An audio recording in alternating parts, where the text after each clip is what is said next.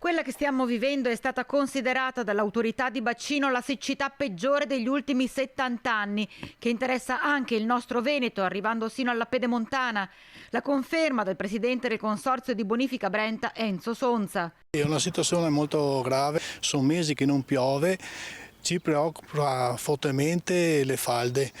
Le risorgive sono quasi totalmente scomparse, hanno un apporto idrico molto scarso e cominciano ad andare in crisi anche i pozzi, cominciano a attingere quasi metà acqua di quello che normalmente prelevavano, comincia anche a venire su sabbia, è un sintomo della gravità della situazione. E soprattutto nel Bassanese la mente corre subito al nostro fiume Brenta. Brenta è un malato non terminale ma quasi. Perché sempre di più si sta manifestando come un torrente e lo vediamo, abbiamo visto il mese di marzo tra l'altro che il Consorzio non ha prelevato un litro d'acqua nel fiume, la lasciava lì tutta e il fiume era in secca.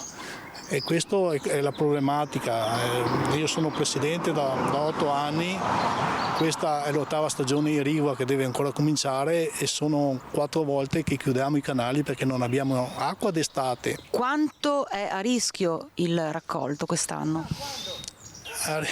È fortemente a rischio perché siamo all'inizio dell'irrigazione. Se fossimo a luglio le direi ci salviamo per 60-70%, adesso tutte le colture sono appena partite sotto questo aspetto, non ci aspettiamo niente di buono.